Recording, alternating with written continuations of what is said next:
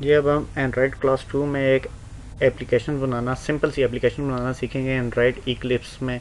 तो सबसे पहले मैं इक्लिप्स का आपको डिस्प्ले कर देता हूँ कैसा होता है। जैसा कि एक सिंपल इक्लिप्स इंटरफेस है, ये कोई भी प्रोजेक्ट है जो आपने ओपन किया, न्यू क्रिएट किया हुआ है, और ये एक लाइब्रेरी फ़ाइल होती है। हर एक एंड्रॉयड एप्लीकेशन के साथ एक लाइब्रेरी फ़ाइल लाजमी अटैच करनी पड़ती है, वो मैं आगे जाके बताऊंगा किस तरह अटैच होती है। इसके आगे जिस तरह ये डिवाइड हुए हैं एक प्रोजेक्ट, वो भी मैं आपको अभी बताऊँ। ये अगर हम जिस तरह के आप देख रहे हैं, एक प्रोजेक्ट की जो एक एप्लीकेशन के जो कुछ फोल्डर्स हैं वो किस तरह डिवाइड होते हैं। जो सबसे पहले नंबर पे आप देख रहे हैं ये SRC नामी से ज़ाहिर है सोर्स फाइल है। इसमें आपके जितने भी क्लासेस की कोडिंग, मैन कोडिंग होती है वो इस फोल्डर के बीच में होती है। इस फोल्डर में सब डिवाइड होते हैं जी। ये एक पैकेज आप एक एप्लीकेशन के एक से ज़्यादा पैकेज बना सकते हैं। पैकेज होते हैं कि आप किसी भी कोडिंग को कैरेक्टराइज कर सकते हैं, फोल्डर में तकसीम कर सकते हैं। अब जैसे com.example.hello world, ये असल में जब आप अपने प्रोजेक्ट जहाँ पे आपका स्टोर होगा वो आप फोल्डर खोलेंगे, वहाँ पे आपको पता चलेगा कि एप्लीकेशन में हेलो वर्ल्ड के नाम से एक फ़ोल्डर होगा, उसमें SRC के नाम से फ़ोल्डर होगा, उसमें कॉम के नाम से फ़ोल्डर होगा, एग्जाम्पल के नाम से फ़ोल्डर होगा, उसके अंदर एक हेलो वर्ल्ड के नाम से फ़ोल्डर, उसके बीच में आपकी मैन एक्टिविटी जावा ये वाली एक फ़ाइल पड़ी हुई होगी। इस तरह ये एक पैकेज का मतलब ये कि एक फ़ोल्डर होता है। दूसरे नंबर पे जो जेन है, जेन नाम ही से आगे लिखा हुआ ये कि जनरेटेड जावा फाइल्स होती हैं। जब भी आपका प्रोजेक्ट साथ साथ बिल्ड होता रहता है या आप जब भी मैनुअली बिल्ड करते हैं प्रोजेक्ट को, तो जावा की जितनी भी फाइल्स हैं वो उसमें जनरेट हो जाती हैं।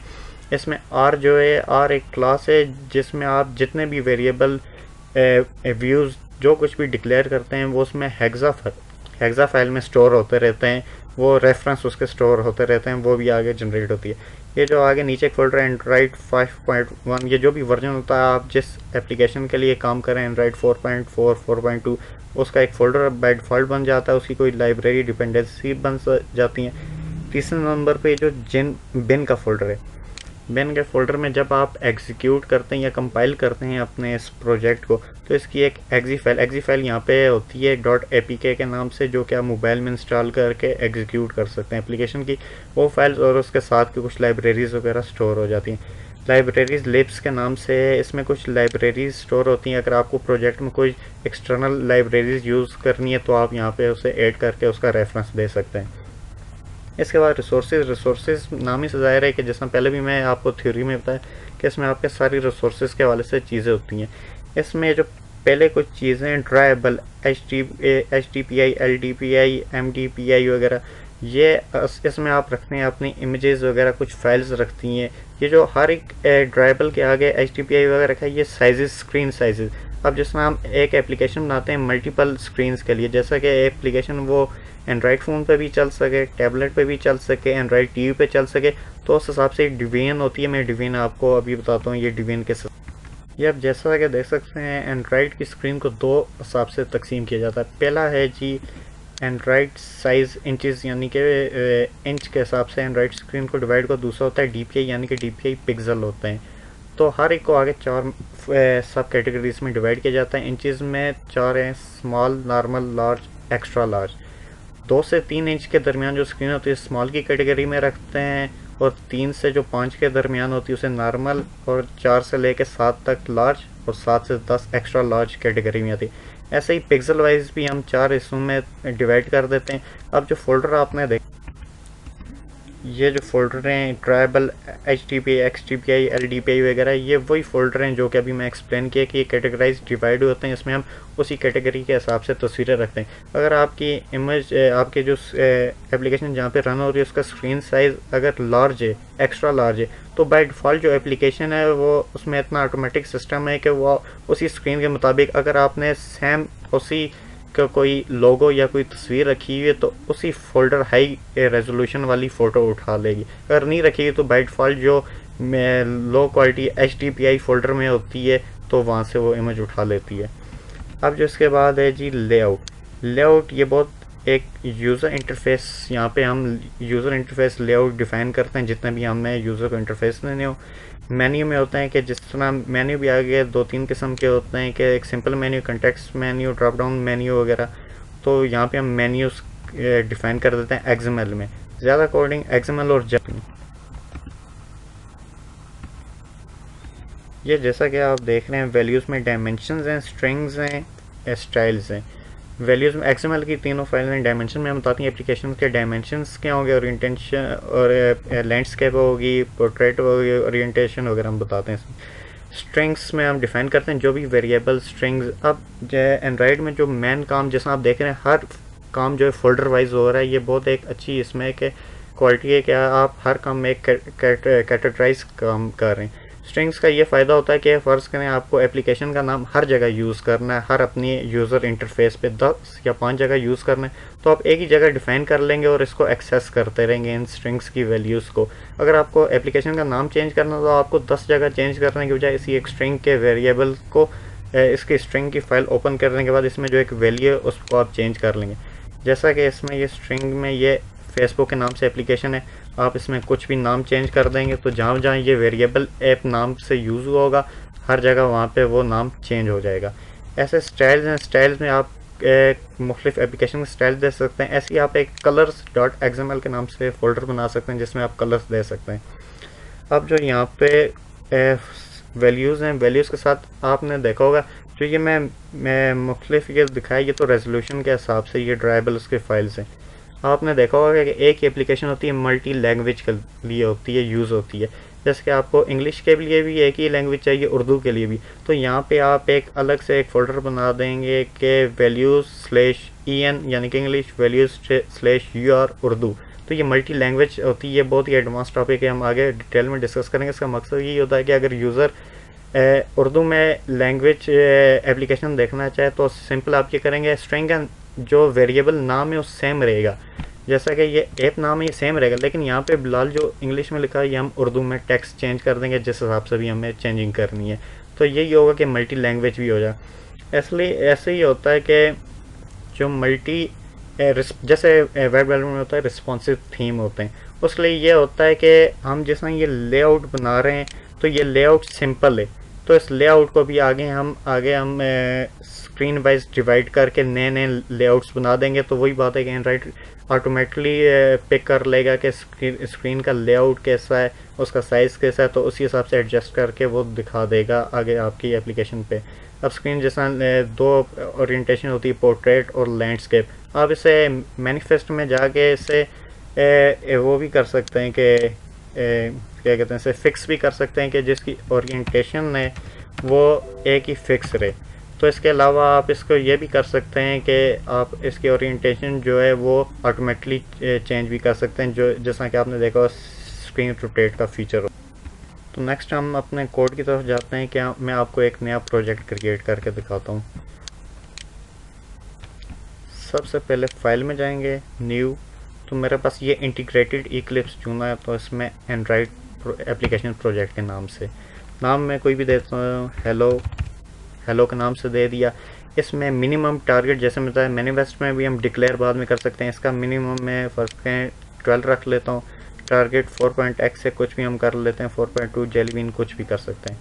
नेक्स्ट कर देंगे, तो नेक्स्ट जो आपको इसका लोगो वगैरह रखना है, नाम रखना है, वो भी आप चेंज करने के बाद ब्लैंक एक्टिविटी करने के बाद नेक्स्ट कर देंगे। ये इसका बाय डिफ़ॉल्ट जो लेआउट होगा यूज़र इंटरफेस का नाम है और मैन एक्टिविटी का नाम है जो सबसे पहली होगी, ये बाय डिफ़ॉल्ट हम यही रहने देते हैं। जैसा कि अभी प्रोजेक्ट मैं नया क्रिएट किया, मैं यहाँ पे एक एरर भी है, मैं आपको एक्सप्लेन करूँगा। बहुत ही ज़्यादा कॉमन एरर है जो कि बहुत तंग करता है मुझे भी। काफ़ी जब मैं सीख रहा था काफ़ी वीक्स बाद ये एरर ठीक करना आया था। जैसे आर फाइल में बताया था, आर फाइल कौन सी होती है, एक जावा क्लास होती है जिसमें हम हमारे जितने भी वेरिएबल व्यूज़ जो कुछ भी हम डिक्लेयर करते हैं उनका रेफरेंस स्टोर होता है हेक्सा फाइल में। ये अभी एरर दे रहा है कि आर फाइल ये जो लेआउट है जो हमने अभी इसके साथ लिंक किया हुआ है उसे उठा नहीं रहा है। वो क्यों नहीं उठा रहा है कि यहाँ पे आप देख रहे हैं मैंने कहा था कि हर एक एप्लीकेशन के साथ एक लाइब्रेरी हमने अटैच करनी होती है। जो बाय डिफ़ॉल्ट गूगल देता है वो ये वाली लाइब्रेरी है, इक्लिप्स जो है ये वाली, लेकिन मैंने जो नेट से डाउनलोड की हुई है ये वाली की हुई है क्योंकि थोड़ी एडवांस है, तो इसलिए ये एरर दे रहा है। तो इस लाइब्रेरी को सबसे पहले हम डिलीट करते हैं।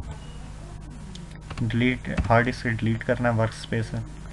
तो अब इसकी हम राइट क्लिक करेंगे, हेलो वर्ल्ड जो हमारी एप्लीकेशन, इसकी प्रॉपर्टीज़ में चले जाएंगे।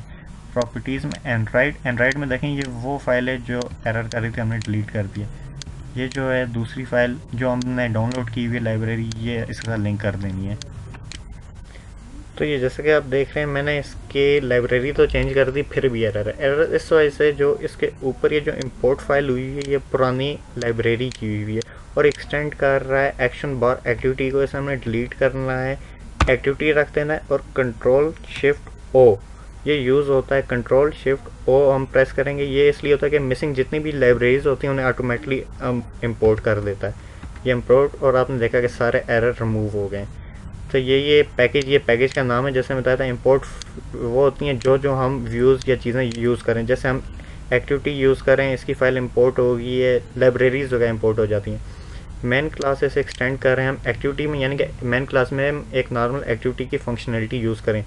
ऑन क्रिएट जैसे रुके मैं आपको इसका पूरा एक प्रोसेस, एक लाइफ साइकिल बता देता हूँ। ये जैसे कि आप देख रहे हैं किसी भी एक्टिविटी लॉन्च होने के कुछ फेजेस, कुछ लाइफ साइकिल होते हैं। जैसा कि सबसे पहले एक ऑन क्रिएट नाम ही से ज़ाहिर है जब एप्लीकेशन क्रिएट होती है सबसे पहले ये लाइफ साइकिल स्टार्ट होता है। ऑन स्टार्ट जब एक्टिविटी कोई फंक्शन स्टार्ट करती है अपना काम। ऑन रेज्यूम, ये ऑन रेज्यूम तब होता है जब आपकी एक्टिविटी ऑन पॉज पे चली जाए, यानी कि एक्टिविटी विजिबल ना हो। तो जब विजिबल से अनविजिबल से विजिबल होती है तो ऑन रेज्यूम हो जाती है। और इसके बाद एक्टिविटी आप स्टॉप ही कर सकते हैं। स्टॉप ये कि एक्टिविटी अभी यानी कि स्टॉप से मतलब डिस्ट्रॉय नहीं होती। जैसे कि आप देखते हैं काफ़ी एप्लीकेशन आप एग्जिट कर देते हैं लेकिन फिर भी वो आपके लॉन्चर में ओपन रहती है, तो स्टॉप से हम दोबारा रीस्टार्ट पे भी आ सकते हैं। तो ये फेज़ एक होता है एक्टिविटी डिस्ट्रॉय का, जिससे एक्टिविटी किल या डिस्ट्रॉय हो जाती है, इसके बाद एक्टिविटी शट डाउन हो जाती है। तो ये वही है कि ऑन क्रिएट में हमने एक बंडल सुपर इंस्टेंस दे दिया है। सुपर का मतलब होता है कि हमने इस क्लास को डिफाइन कर रहे हैं कि इसका एक ये जो सुपर कीवर्ड है ये रेफरेंस करता है अपने जो पेरेंट एक्टिविटी है उसकी तरफ, उसका कंस्ट्रक्टर होता है।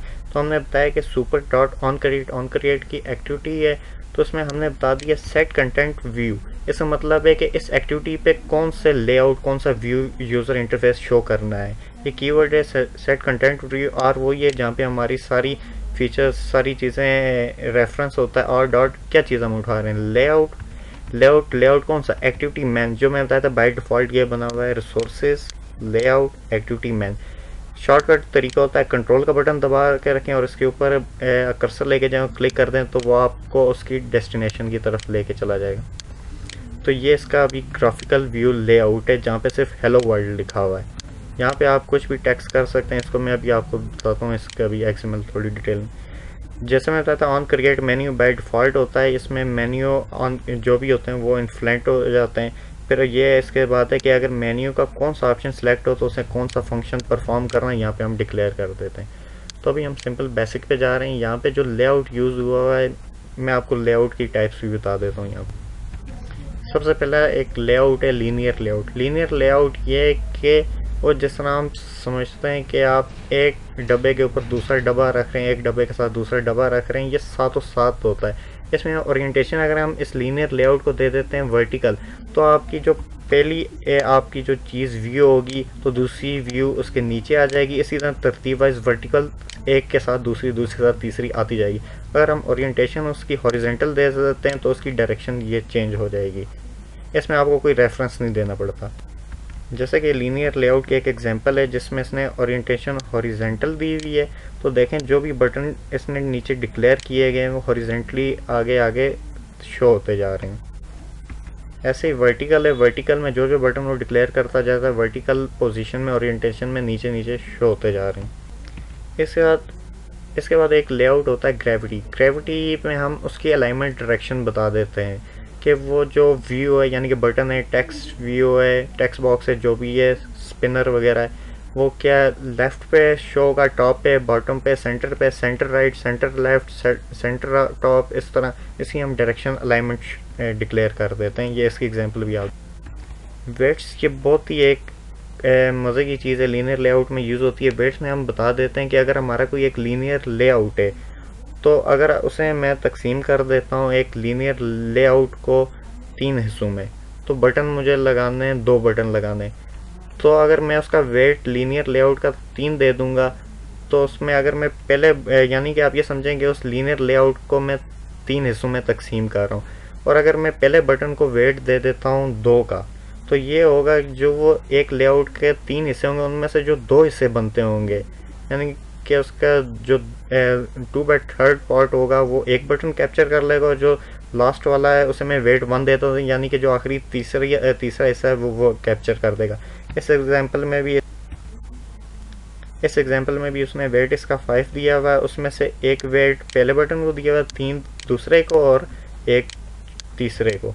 इस जैसे कि आप देख रहे हैं कि पहला वेट यानी कि 1 वेट इसे मिला है, आखिरी को 1 और दरमियान वाले को 3 वेट, उनसे ज़्यादा स्पेस मिली, एलोकेशन स्पेस। इसके बाद एक ग्रिड लेआउट होता है, इसमें रोज़ और कॉलम्स की फॉर्म में आप शो करते हो अपने जो भी व्यूज़, जो भी लेआउट में जो भी चीज़ें आपको शो करनी।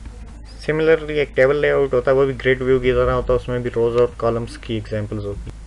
इसका एक नेस्टेड लेआउट है, नाम ही से ज़ाहिर है, जिसमें जो काफ़ी लूप्स वगैरह पे काम किया है कि nested for loop, nested if, यानी कि एक लूप के अंदर दूसरा लूप, ऐसे ही एक लेआउट के अंदर एक से ज़्यादा लेआउट भी हम रख सकते हैं। ये नेस्टेड लेआउट की एग्जांपल है कि आउटर लूप कोई भी हो सकता है, उसके अंदर इनर लूप हम कोई भी दे सकते हैं। इसके बाद एक रिलेटेड लेआउट होता है। रिलेटेड लेआउट नाम ही से ज़ाहिर है, जैसे कि हम किसी लेआउट की चीज़ों को, वेजेस को, व्यूज़ को रिलेट कर रहे हैं। जैसे कि फ़र्ज़ करें अभी पहले मैं एक बटन लगाता हूँ जो कि जिसका नाम मैं ए दे देता हूँ, उसका दूसरा मैं बटन लगाता हूँ जिसका नाम मैं बी दे सकता हूँ, लेकिन अब जब मैं दूसरा बटन लगाऊंगा उसे मैं रिलेट करूंगा इस बटन की पोजीशन क्या होगी। मैं साथ बताऊंगा इस बटन की पोजीशन जो है बटन ए के नीचे है, अगर बटन सी मैंने लगाया हुआ है तो मैं बताऊंगा बटन सी के लेफ्ट पे है, और अगर एक बटन डी है तो मैं बताऊंगा कि ये बटन डी के टॉप पे है। ऐसे रिलेट हम करते हैं बाकी चीज़ों के पोजीशन की निस्बत कि हम पोजीशन रेफरेंस दे देते हैं, left, right, centre, bottom, top, जो भी। ऐसे एक फ्रेम लेआउट है। फ्रेम लेआउट में ये होता है कि आप सिर्फ एक एक्टिविटी, एक ही व्यू सिंगल डिफाइन कर सकते हैं। जैसा कि अगर मैं फ्रेम लेआउट देता हूँ तो यहाँ पे पूरी एक्टिविटी पे एक ही इमेज में रख सकता हूँ, या जो भी इस यानी कि मकसद ये है कि इस लेआउट के बीच में सिर्फ एक ही व्यू होगा। जनरली ये यूज़ होता है कि अक्सर जिस तरह आप वीडियो स्ट्रीमिंग देखते हैं, वीडियो स्ट्रीमिंग फ्रेम लेआउट के बीच में वीडियो स्ट्रीमिंग का कोड, उसका व्यू दे देते हैं कि जिसमें एक वीडियो स्ट्रीमिंग होता है, या जिस तरह एडवर्टीजमेंट आती है एंड्रॉइड में, उसके लिए भी हम एक फ्रेम लेआउट के बीच में एडवर्टीजमेंट रख। अब मैं 2 अहम चीज़ें बताऊंगा कि एंड्रॉइड में पैडिंग और मार्जिन में क्या फ़र्क है। जब हम किसी व्यू को, किसी चीज़ को पैडिंग देते हैं, उसका मतलब ये होता है कि जो उस व्यू के अपनी इनर बॉडी है, उसमें जो भी टेक्स्ट या जो चीज़ लिखी जाएगी उसको स्पेस उसके अंदर इनर साइड पे मिलेगी। यानी कि अगर मैं से 10 dB हम स्पेस जितने भी होती हैं पैडिंग वगैरह, उसे हम dB के साथ, पिक्सल के साथ शो करते हैं, उसका साइज़ देते हैं, इंचेस वगैरह की जगह हम dp देते हैं। और किसी टेक्स्ट को देना हो तो हम sp में देते हैं कि 15 sp, यानी कि उसका साइज़ 15 होगा। तो किसी व्यू को हम dp में देते हैं, तो पैडिंग में यही होता है कि वो इनर स्पेस दे देता है। अब जबकि जो मार्जिन है, मार्जिन इसके ऑपोजिट होता है कि उसमें इनर बॉडी के को नहीं, जबकि उसके जो बाहर की जो स्पेस होती है उसके थ्रू उसकी मार्जिन वगैरह दे देता है। जैसे कि अगर आप हाल ही लिखते हैं कि मार्जिन लेआउट मार्जिन 50, उसका मतलब ये है कि उसके चारों तरफ से 50 dp पिक्सल की उसे स्पेस मिल जाएगी। अगर आप लिखते हैं कि सिर्फ लेफ़्ट 30 dB, यानी कि उसके जो लेफ़्ट साइड है उसकी 30 dB की उसे स्पेस मिल जाएगी, और टॉप की 40 dB, जैसा कि ये हमने मेंशन की हुई है। तो इसका यही होता है कि इसके अपने व्यू के बाउंड्री से बाहर जो होती है उसकी सराउंडिंग से इसे स्पेस देता है। ये तो हेलो वर्ल्ड कोडिंग करते वक्त मैंने आपको, चलो साथ मैंने कहा लेआउट्स की भी एग्जांपल दे देता हूँ, साथ साथ आपको समझ भी आ जाएगी। इसका ग्राफिकली आप यहाँ से ड्रैग ड्रॉप भी कर सकते हैं, लेकिन ये बैड एफर्ट है। अगर आप ड्रैग ड्रॉप करोगे तो आपको कुछ समझ नहीं आएगी। टेक्स्ट व्यू होता है, टेक्स्ट व्यू सिंपल टेक्स्ट को डिस्प्ले करने के लिए होता है। अगर आपको लिखना है एडिट टेक्स्ट होता है ये, जिसमें एक यूज़र से फर्स्ट नेम लास्ट नेम लेने के लिए होता है। इसमें हम इसके जो सबसे अहम चीज़ होती है, हम इसमें विड्थ और हाइट दे देते हैं। लेआउट की विड्थ, अगर इसमें विड्थ 3 किस्म की, fill parent, match parent, wrap parent. Fill parent का मतलब है जो इससे ऊपर वाली इसकी पेरेंट व्यू है उसके मुताबिक जितनी उसकी विड्थ है उतनी विड्थ दे दो। फिल पेरेंट का मतलब होता है कि जितनी भी से स्पेस अवेलेबल है विड्थ में सारी वो ऑक्यूपाई कर ले। मैच पेरेंट में होता है कि उसके जो ऊपर पेरेंट है उसकी जितनी विड्थ मिली हुई है उसे ऑक्यूपाई कर ले। व्रेप कंटेंट का मतलब होता है कि जितना टेक्स्ट इसमें या जितनी कंटेंट इसमें होगा उसके मुताबिक स्पेस करे। अभी जैसे कि मैं व्रेप कंटेंट विड्थ कर देता हूँ और इसकी जो हाइट है लेआउट वो भी मैं कर देता हूँ व्रेप कंटेंट कर देता हूँ। इसका जो टेक्स्ट है वो मैं लिख देता हूँ। ये शॉर्टकट जैसा ये आप देख रहे हैं मेरे पास डिस्प्ले हो रहा है, इसका एक शॉर्ट होता है, टेक्स्ट थोड़ा सा लिखें, कंट्रोल का बटन दबाएं और स्पेस प्रेस कर दें तो आगे आपको ऑप्शन दे देता है ऑटो कंप्लीट करेंगे। टेक्स्ट लिख दिया, मैं कुछ भी इसमें टेक्स्ट लिख देता हूँ। अब टेक्स्ट ऐसी को टेक्स्ट को मैं कॉपी पेस्ट कर देता हूँ। अभी आप देखेंगे कि जितना इसमें थोड़ा एरर आ रहा है, एरर ये लॉकेट का एरर इस वजह से कि मेरे पास STK 1920 पे ओपन है। यहाँ पे क्लिक करने के बाद से 19 कर दें, एरर रिमूव हो जाएगा। ये देखें एरर रिमूव हो गई। बहुत काम की चीज़ें हैं तो ये काफ़ी अच्छी लाजमी सीखनी होती है। आपने देखा कि हेलो वर्ल्ड और ये टेक्स्ट बिल्कुल एक दूसरों के मिक्स अप आ रहा है, वो क्यों आ रहा है ये आप गौर करें ये कौन सी लेआउट है। तो इसमें मैंने क्या बताया था, आपको डिफाइन करना पड़ता है हर व्यू को कि कौन सा व्यू किस जगह पे किसके नीचे होगा। ये इसके नीचे मैंने यहाँ पे डिक्लेयर नहीं किया, इस वजह से ये उसके साथ ही लिखा हुआ आ रहा है। अब अगर मैं टेक्स्ट कम कर देता हूँ, इसका टेक्स्ट कम कर देता हूँ तो आपने देखा तो उसने उतनी स्पेस ली है जितने उसका टेक्स्ट या जितना उससे काम करना है। तो इसमें ये सिंपल होता है, यूज़र से इनपुट लेने के लिए होता है। तो ये एक सिंपल हेलो वर्ल्ड की एग्जांपल है। तो इसको मैंने जिस तरह आपको 3 लिंक्स दिए थे, तो एक लिंक था एंड्रॉइड इक्लिप्स इंटीग्रेटेड डाउनलोड करने के लिए, दूसरा STK का था जावा, और तीसरा था एक एमुलेटर था ज़ैमरीन का। वो पहला तो ये इक्लिप्स है जो ये आप देख रहे हैं जिसमें डेवलपमेंट हो रही है इंटीग्रेटेड, इसमें मुझे STK अलग से डाउनलोड करने की ज़रूरत नहीं है। दूसरा जो जावा STK वो इसलिए कि अक्सर हम जावा कोडिंग कर रहे होते हैं, आपके सिस्टम में STK नहीं होता, वो इंपॉर्टेंट होता है। अगर ऐसे ही चल रहा है तो कोई मसला नहीं तो आप वो अलग से डाउनलोड कर लें। तो जो तीसरी अहम चीज़ थी ज़ैमरीन एंड्रॉयड प्लेयर, वो इसलिए था कि जो एंड्रॉयड वालों का अपना जो इस वक्त प्लेयर है इसमें वो बहुत ही ज़्यादा स्लो है, वो बहुत ज़्यादा टाइम लगता है। ज़ैमरीन थोड़ा स्पीड अप है, उसे आप डाउनलोड करके यूज़ कर सकते हैं। नहीं तो अगर आपके पास अगर आपका अपना मोबाइल है तो उस पर आप डिबगिंग भी कर सकते हैं। डिबगिंग करने का सिंपल ये तरीका है कि अपने मोबाइल का डिबगिंग मोड ऑन करें। कंप्यूटर पे मैं आपको बताता हूँ कंप्यूटर पे डिबगिंग सॉफ्टवेयर किस इंस्टॉल। अपने माई कंप्यूटर पे राइट क्लिक करें और डिवाइस मैनेजर्स पे चले जाएं। यहाँ पे जब आपका मोबाइल कनेक्ट होगा अदर डिवाइस में आपके मोबाइल का नाम लिखाएगा, इस पर राइट क्लिक करें, अपडेट ड्राइवर कर दें। सर्च फॉर ड्राइवर, ये आपको मोबाइल के साथ CD पे मिल जाता है। सॉरी ये सर्च नहीं करेंगे, ड्राइवर जो है ब्राउज फॉर कंप्यूटर करेंगे फ्रॉम। तो यहाँ पे आप वो लिंक देंगे जहाँ पे आपको CD से मिला हुआ इंटरनेट से आपने मोबाइल का ड्राइवर डाउनलोड किया हुआ, करेगा नेक्स्ट करेगा इंस्टॉल कर देंगे। ये तो इंस्टॉलेशन कंप्यूटर में अटैचमेंट के लिए कि इससे ये होगा कि आपका जो मोबाइल है वो डायरेक्ट प्ले हो सकेगा, कि जो भी एप्लीकेशन हो डायरेक्ट आपके मोबाइल पे एग्जीक्यूट हो जाएगी। तो यहाँ पे भी आपको थोड़ी सेटिंग करनी पड़ती है। यहाँ पे आप जाएंगे इसके ये STK एंड्रॉयड STK मैनेजर्स पे जाएंगे तो इंटरनेट के साथ कनेक्टेड होंगे तो ये आपको आगे दिखा देगा। तो यहाँ पे आप चले जाएं जी एक्स्ट्राज में, देखें इंटीग्रेटेड है तो इसमें ये जो एंड्रॉइड के STK 4.4 4.2 ये बाय डिफ़ॉल्ट इंस्टॉल है, नहीं तो आपको अलग से इंस्टॉल करने पड़ेंगे अगर आप नॉर्मली डाउनलोड करेंगे। तो इसमें आप कुछ चीज़ें इंस्टॉल कर लें जैसे कि ये गूगल USB ड्राइवर, ये डिबगिंग के लिए होता है, इसे आप इंस्टॉल करके रखते हैं अपने पास। तो जब इंस्टॉल हो जाएगा यहाँ पे ऊपर ये प्ले का है, प्ले कर देंगे, या आप रन कॉन्फ़िगरेशन भी कर सकते हैं। इसमें आप बता सकते हैं जो आपका प्लेयर है उसका टारगेट क्या होगा, अगर वर्चुअल मशीन है या ऑलवेज आप पूछना चाहते हैं रन कर सकते हैं। मैं इस वक्त मोबाइल पे डिबगिंग कर रहा हूँ, इस पर आप काफ़ी प्रॉपर्टीज़ उसकी रन कॉन्फ़िगरेशन चेक कर सकते हैं। तो फ्रेंड्स अभी हमने इसे एग्जीक्यूट करेंगे मोबाइल पे, बिल्कुल ओके चल जाएगा। हेलो वर्ल्ड की एप्लीकेशन भी हमने की, लेआउट्स भी डिफाइन कर दी है। तो हमने एक पूरा एक स्ट्रक्चर भी देख लिया कि एक प्रोजेक्ट का स्ट्रक्चर क्या होता है, हेलो वर्ल्ड की एक्टिविटीज़ क्या है, इसकी कोडिंग क्या चीज़ होती है, इसके पूरा हमने एक्टिविटी भी देख ली कि इसका लाइफ साइकिल्स क्या है। बाकी इसके अलावा आपको और भी मैं डिटेल आगे ट्यूटोरियल में दूंगा, एक्सप्लेन करूंगा, ट्यूटोरियल के साथ मैं कोडिंग भी आपको देता रहूँगा। तो आपको कोई भी क्यूरी हो मुझसे किसी वक्त भी पूछ सकते हैं। Thank you.